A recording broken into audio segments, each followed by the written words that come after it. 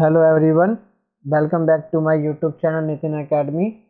तो आज हम अध्याय 8 पढ़ेंगे, खुशहाल गांव और समृद्ध शहर। तो अध्याय 8 की बात करते हैं। अभी तक आपने मौर्य साम्राज्य का पढ़ा और आपने महाजनपदों का उदय, महाजनपद के बारे में पढ़ा। इससे पहले दक्षिण में राजाओं की स्थापना हुई, उत्तर भारत में साम्राज्य की स्थापना हुई। तो आपने इस चैप्टरों से पहले इन सब चीज़ों के बारे में जाना था। तो इस चैप्टर के अंदर जो हम पढ़ेंगे, इसके अंदर हम ये जानेंगे कि जो इस समय के जो राजा थे वो तो शासन कर रहे थे, लेकिन जो बाकी जनता थी, आम लोग थे, वो उस समय पर क्या कर रहे थे। जो व्यापारी थे, कृषक थे, वो क्या करते थे। तो लोगों के जनजीवन के बारे में जानेंगे हम इस चैप्टर के अंदर कि लोगों का जनजीवन क्या था। इसलिए इस चैप्टर का नाम दिया गया है खुशहाल गांव और समृद्ध शहर। जो इस समय के गांव थे वो बहुत ही खुशहाल थे और समृद्ध थे। तो चलिए बिना टाइम गवाए इसको स्टार्ट करते हैं। तो इस समय पर लोहे के औजार से खेती करने लगे थे। मैं आपको पहले आपकी जानकारी के लिए बता देना चाहता हूँ, जो भारत के अंदर लोहे का उपयोग करा गया वो 1000 BC में करा गया है। जो भारत के अंदर पहली बार लोहे का उपयोग किया गया खेती के लिए वो 1000 BC में है। तो इसमें दे रखा है लोहे के औजार और खेती।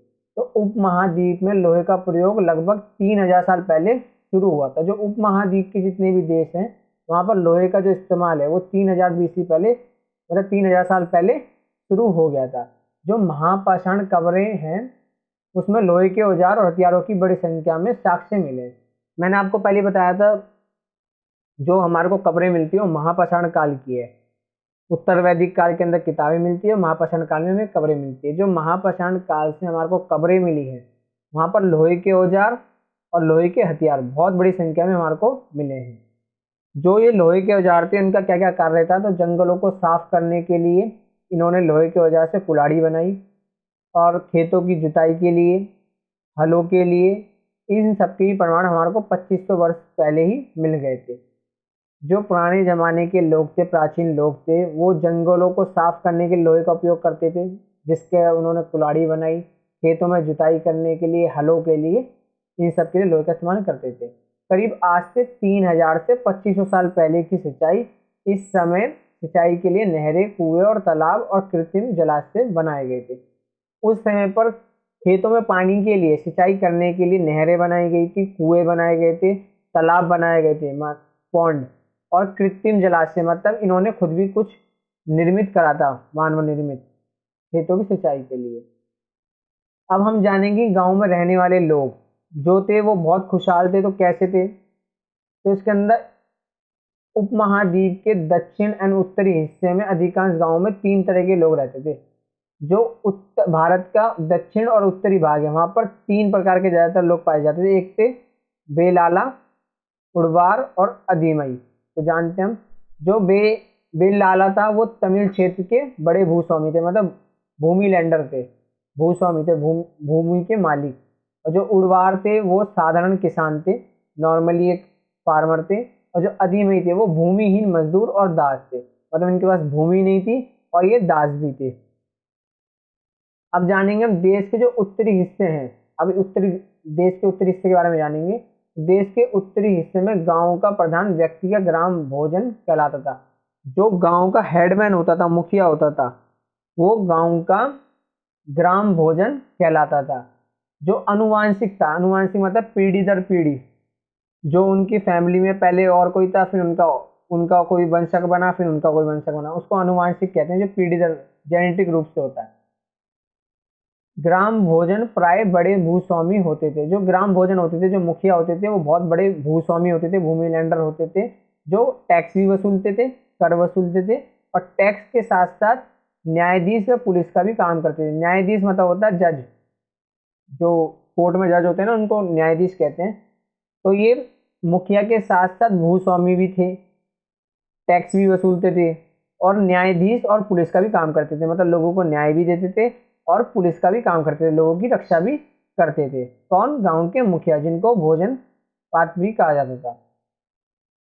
जो गांव के छोटे कृषक थे, यानी जो किसान थे, वो स्वतंत्र थे, मतलब उनको आज़ादी थी। गृहपति कहा जाता था। जो गांव के छोटे कृषक थे उनको गृहपति के नाम से जाना जाता था। इसके अलावा दास और कर्मकार जिनके पास अपनी भूमि नहीं थी, जिनके पास अपनी भूमि नहीं होती थी उनको दास और कर्मकार कहा जाता था। अधिकांश गांवों में लोहार, कुम्हार, बढ़ई तथा बुनकर जैसे कुछ शिल्पकार होते थे। ज्यादातर गांवों के अंदर लोहार, कुम्हार, बढ़ई और जो बुनकर थे ये सब मिलना आम बात थी। अब हम जानेंगे तमिल रचनाओं के बारे में। जो तमिल की रचना है, जो तमिल की रचना है इसके बारे में जानेंगे। तो तमिल की रचनाओं के अंदर तमिल की प्राचीनतम राजाओं का संगम साहित्य कहते हैं। जो तमिल की जितनी भी प्राचीनतम राज्य हैं उनको प्राचीनतम संगम साहित्य कहते हैं। इन्हें संगम साहित्य इसलिए कहा जाता है क्योंकि मुदेरों के कवियों के सम्मेलनों में इनका संकलन किया गया। जो मुदेरों के कवि सम्मेलन थे, जो कवि एक साथ बैठ के सम्मेलन करते हैं, ग्रुप वाइज अपनी अपनी कवियों को प्रकट करते हैं, उनके सम्मेलन में इनका संकलन किया गया है। इन्हें संगम इसलिए कहा जाता है। और इनकी रचना करीब 2300 साल 2300 साल पहले की गई थी। किसकी? तमिल रचनाएं की। ये तमिल रचनाएं वो तमिलनाडु के पास की है। अब हम जानेंगे जातक कथाएं क्या होती है। तो जातक कथाएं क्या होती है? तो जातक कथाएं के अंदर जो गौतम बुद्ध के पूर्व जन्म पर आधारित जो कथाएं होती हैं, जो गौतम बुद्ध के पूर्व जन्म पर आधारित कथाएं थी उन्हें जातक कथाएं कहा जाता है। जातक कथाएं वह कहानी है जो आम लोगों में प्रचलित थी एंड जिनका संकलन बौद्ध भिक्षुओं ने किया था। जातक कथाएं थी वो आम लोगों में प्रचलित थी और इनका संकलन मतलब इनको इकट्ठा करने करा था बौद्ध भिक्षुओं ने, जो बौद्ध के अनुयायी थे, जो बौद्ध धर्म को फॉलो करते थे। मूर्तिकार के कलात्मक ढंग से किए गए निर्माण की जानकारी भी मिलती है। हमारे को जो मूर्तिकार थे उन्होंने जिस तरीके के जिस ढंग से जिस तकनीक से मूर्ति का निर्माण किया उसकी भी हमारे को जानकारी मिलती है। जैसे दिल्ली में मिला वल्लकूप लोगों के घरों में होते थे। वल्लकूप मैं आपको दिखा देता हूँ। दिल्ली में वल्लकूप मिला हमारे को। ये वल्लकूप है, ये वल्लकूप है। इसका उपयोग एक कूड़ेदान के रूप में भी किया जाता था। इसको रिगवेलस मिले हैं। इनका उपयोग कूड़ेदान के रूप में और जल निकासी के रूप में किया जाता था। और ये कुएं थे जिनकी सफाई के लिए रिवल्स बनाए गए थे। ये रिवल्स बनाए गए थे ताकि इसकी सहायता से नीचे उतर सके और ये बहुत हेल्प करते थे और इसको कूड़ेदान के रूप में उपयोग किया जाता था। इसको रिंगवेल्स कहते हैं। ठीक है, वल्लकूप हिंदी में। अब आगे चलते हैं हम। वल्लकूप हो गया। उसके बाद है बैरीगाजा। जो बैरीगाजा है, बैरीगाजा एक बंदरगाह है। बंदरगाह आप जानते होंगे, जो समुद्री तट से जो भी व्यापार होता था तो व्यापार के का सामान जिस स्थान पे उतरता था, जिस स्थान से एक स्थान से दूसरी जगह पर सामान जाता था उसे बंदरगाह कहते हैं। तो बैरीगाजा एक बंदरगाह है जिसको यूनानी नाम दिया गया है। भरूच का यूनानी नाम दिया गया है। ये गुजरात में स्थित है। तो ये गुजरात से क्या क्या आयात करते थे? बैरीगाजा से शराब, तांबा, टीन, सीसा, मूंगा, पुखराज, कपड़े, सोने और चांदी के सिक्कों का आयात होता था। ये सामान खरीदते थे और निर्यात क्या करते थे? एक्सपोर्ट क्या करते थे? हिमालय की जड़ी बूटी, हाथी के दांत, गोमेद, सूती कपड़ा, रेशम तथा यहाँ से इत्र भी निर्यात किया जाता था। तो जो ये बैरीगाजा का बंदरगाह ये बहुत फेमस बंदरगाह था और यहाँ से इन सभी वस्तुओं को निर्यात किया जाता था। उस समय पर एक ब्लैक गोल्ड भी, काला सोना भी निर्यात किया जाता था। काला सोना मतलब होता है काली मिर्च। उस समय बहुत प्रसिद्ध थी हमारे यहाँ की देश की काली मिर्च, उसे काला सोना कहा जाता था। इस समय पर काला सोना कोयले को कहा जाता है, लेकिन उस समय पर काली मिर्च हमारे देश की पूरे विश्व में प्रसिद्ध थी, पूरे देश वर्ल्ड में फेमस थी, तो उसको कहा जाता था काला सोना। ये चीज़ें भी ये निर्यात करते थे। और बहुत सारे विदेशियों ने ये भी कहा है कि जो भारत है वो सोने की खदान है, क्योंकि इन काली मिर्चों को खरीदने के लिए बहुत सारे विदेशियों को अपने सोना देना पड़ता था, क्योंकि उस समय पर यही वस्तु सोने चांदी का ही द्वारा व्यापार चलता था। तो इसलिए जो भारत की काली मिर्च थी वो बहुत प्रसिद्ध थी और उसे ब्लैक गोल्ड कहा जाता था। तो ब्लैक गोल्ड आप समझ गए होंगे किसे कहते हैं। चलिए फिर आगे बढ़ते हैं। आहत सिक्के। आहत सिक्के क्या हैं? क्या था, जो पुराने ज़माने के अंदर जब सिक्के नहीं होते थे, मुद्रा नहीं होती थी, विनिमय का कोई माध्यम नहीं होता था, तो उस समय वस्तु विनिमय चलता था। वस्तु के बदले वस्तु का आदान प्रदान, मतलब किसी को गेहूं की जरूरत है तो वो चावल दे देता था, चावल के बदले और कुछ दे देता था। तो उस समय वस्तु विनिमय चलता था। फिर धीरे धीरे करेंसी आई, मुद्रा का चलन हुआ।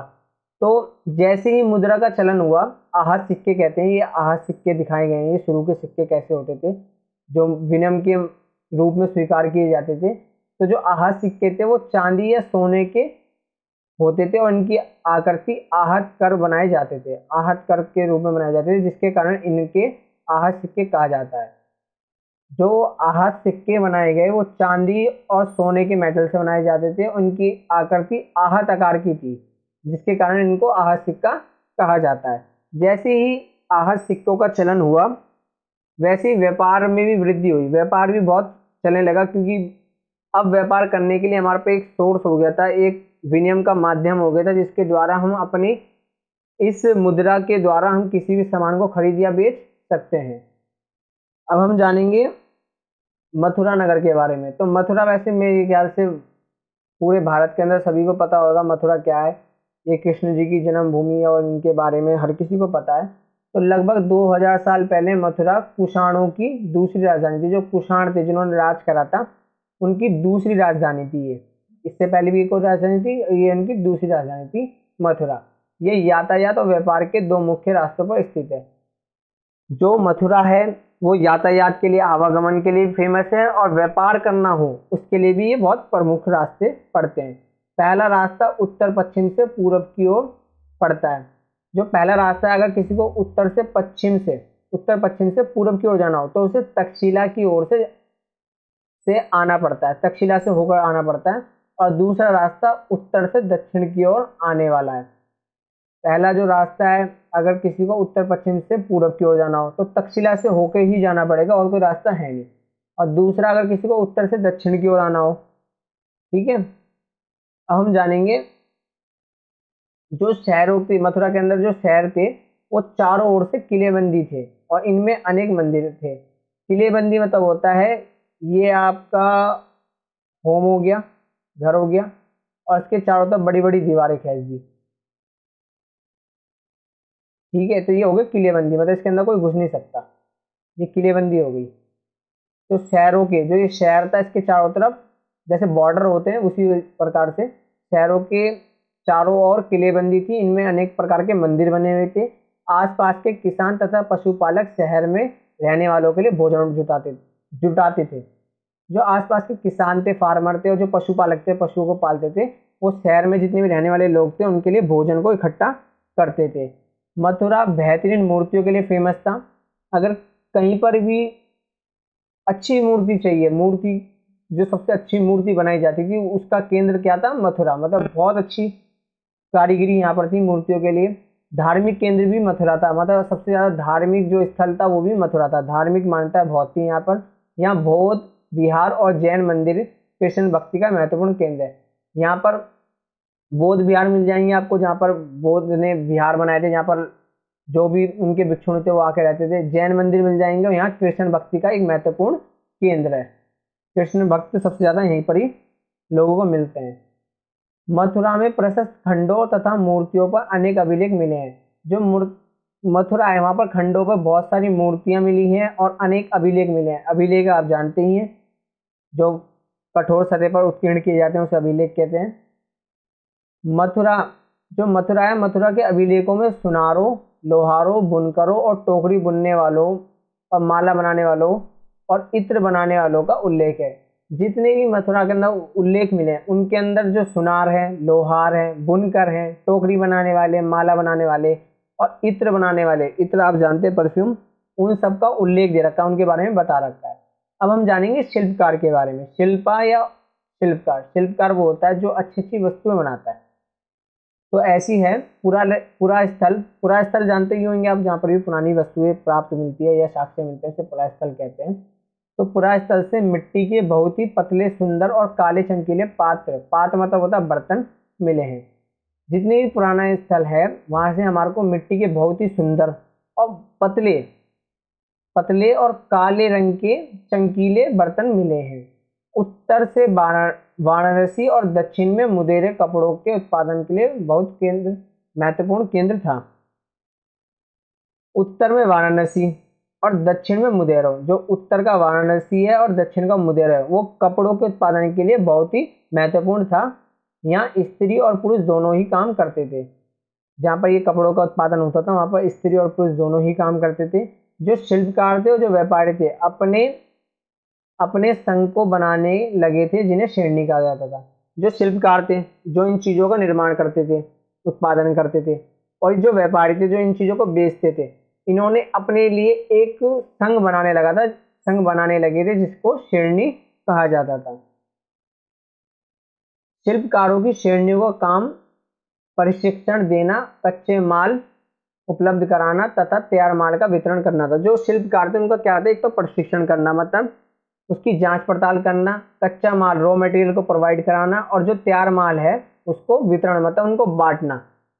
व्यापारियों की श्रेणी व्यापार का संचालन करती थी। जो व्यापारियों की श्रेणी होती थी, जो इनके ग्रुप होते थे, वो व्यापार को चलाते थे तथा बैंक के रूप में भी काम करते थे, जहां लोग अपना पैसा जमा कर सकते थे।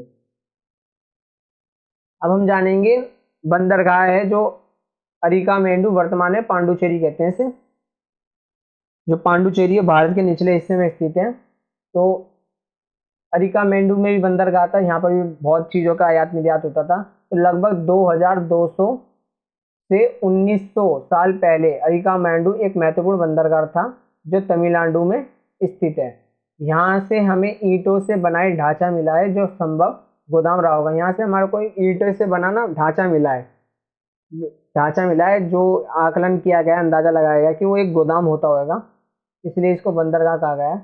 और यहाँ से हमारे को भूमध्य सागरीय क्षेत्र के एम्फोरा जैसे पात्र मिले हैं, मतलब जो भूमध्य सागर है वहाँ के जैसे पात्र यानी बर्तन मिले हैं। जो इटली के शहर है वहाँ पर भी ऐसे बर्तन पाए जाते हैं। तो इससे ये अंदाज़ा लगाया गया है कि यहाँ के लोग इटली के लोगों के साथ व्यापार करते होंगे। और लाल चमकदार बर्तन भी मिले हैं। यहाँ रोमन लैंप, शीशे के बर्तन तथा रत्न भी मिले हैं। शीशे तथा अर्ध बहुमूल्य मनके और पत्थर भी प्राप्त हुए हैं। यहाँ से हमारे को रोमन लैंप होता है टॉर्च, वो मिले हैं, शीशे के बर्तन मिले हैं, रत्न मिले हैं और बहुमूल्य पत्थर मिले हैं। अरिकामेंडु में छोटे छोटे कुंड मिले हैं जो संभव कपड़े की रंगाई के लिए पात्र होंगे। अरिकामेंडु के अंदर छोटे छोटे कुंड मिले हैं, जो वहाँ पर उन कुंडों के अंदर कपड़ों को रंगाया जाता होगा, मतलब उनमें कलर करा जाता होगा, उसके भी हमारे को साक्ष्य वहाँ से प्राप्त हुए हैं। अब हम जानेंगे अन्यत्र रोम। ये यूरोप, उत्तरी अफ्रीका तथा पश्चिम एशिया तक फैला साम्राज्य है। महत्वपूर्ण शासकों में से एक था ऑगस्टस यहाँ पर सबसे प्रसिद्ध शासक था। इनने करीब 2000 साल पहले शासन किया था। ऑगस्टस ने रोम में संगमरमर को बनवाया तथा बड़े बड़े रंगमंडल बनाए। ऑगस्टस ने जो रोम साम्राज्य है वहाँ पर संगमरमर बनवाया और बड़े बड़े रंगमंडल बनाए। एम्पी थिएटर तथा स्नानागार भी बनवाए। इन्होंने एम्पी थिएटर और स्नानागार, जहाँ पर लोग नहाते थे, वो भी बनवाया। और ये बहुत ही वर्ल्ड फेमस था ऑगस्टस। अब कुछ महत्वपूर्ण तिथियां जान लेते हैं हम।